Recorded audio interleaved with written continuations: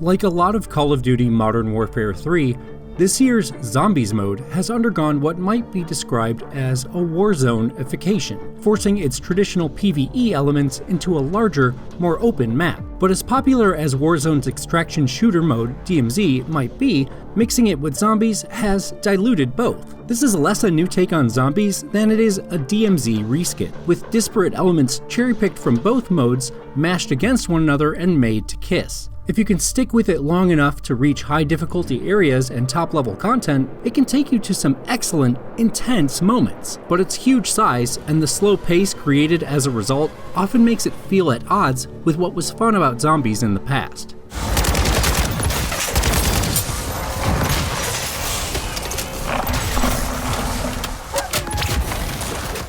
Modern Warfare 3's Zombies mode, Operation Deadbolt, takes place on a version of the Urzikstan Warzone map. Gone are the usual wave-based battles through smaller, dedicated maps. Instead, the gist here is almost exactly what you encounter in DMZ. You and two squad mates head into the map, searching for cool stuff and completing activities called contracts to earn money for upgrades and items. Then you call a helicopter to escape with your loot before you're either overwhelmed or the 45-minute match timer expires. In the early going, apart from the zombies themselves and a few familiar temporary power-ups and perk colas, this Zombies mode doesn't feel much like zombies at all.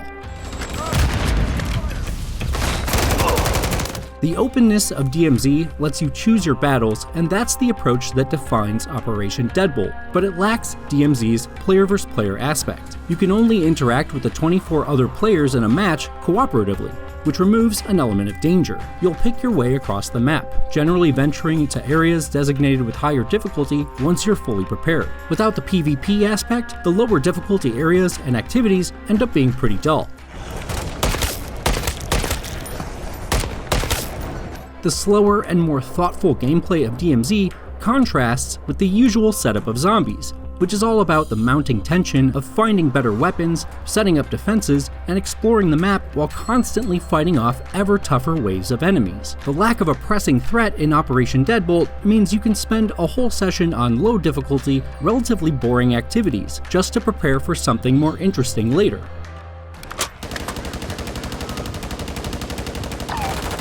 The two different gameplay approaches do eventually start to gel much better as you explore deeper. Enemies get deadlier as you move closer to Urzikstan's center, and those high-threat areas increase the intensity of battles and elevate all the things that make both DMZ and past zombies exciting. The differences between the three difficulty zones are stark. For example, Threat Level 2 has zombies that you can barely deal with using your base weapons, and it's rife with special zombies that show up at random much more often. Things are even tougher in Threat Level 3, where even regular zombies are decked out in armor, and giant boss monsters maraud freely. Just crossing the map in these areas requires you to pay much more attention.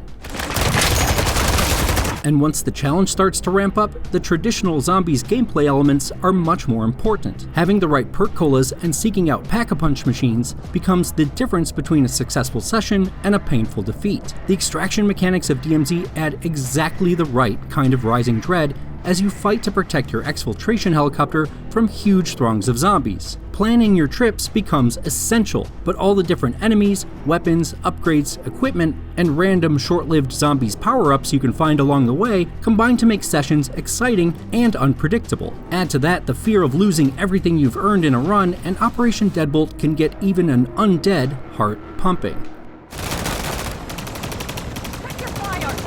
The inclusion of other players in a match can also add an unexpected, fun dimension deeper in. Finding other players and teaming up with them on the fly to make a double-sized squad, or getting revived by a passerby, adds a life to zombies that's new to the experience. Co-op with other random players isn't a big focus, but it still gives you another opportunity to shake things up.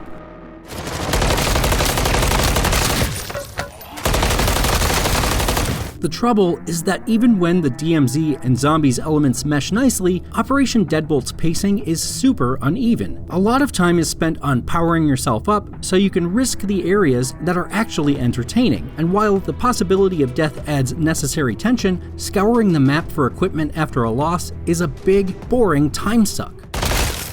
The story suffers the most from this slow pace, deployed through uninspired, MMO-like mini-objectives. Complete enough of them and you'll get to play a dedicated story mission, but it took me 24 tedious hours before I could even see what Operation Deadbolt's plot was about. There are some fun objectives, like the ones that push you to engage with mercenary strongholds or zombie nests, but the majority are dull and annoying. One tasked me with using explosive ammo to knock armor off certain zombies, so first I had to track down Shatterblast ammo either from random contracts or loot stashes. But armored zombies are rare outside of threat level 2 or 3, so then I had to gear up enough to hunt some down. Explosions from the ammo happen randomly only once or twice per magazine, so I had to hope that the right bullet would come out of my gun while I was shooting them, and if I couldn't complete the objective before we had to exfiltrate, I needed to go find another Shatterblast ammo upgrade in the next session.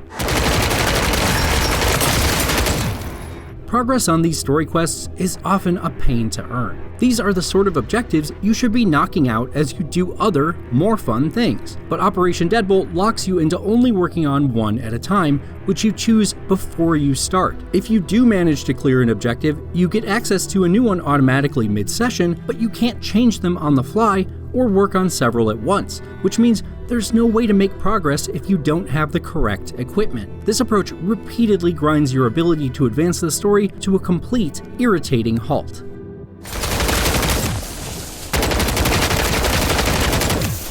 Once I finally unlocked the first of 3 story missions, Treyarch released an update that came with a game-breaking bug blocking access to those missions altogether. So that's where I have to tap out. And honestly, after all the tedium and frustration, whatever interest I had in the story evaporated a long time ago. Even if they weren't inaccessible, I can't imagine a couple of dedicated story missions are going to redeem all the time wasted trying to unlock them.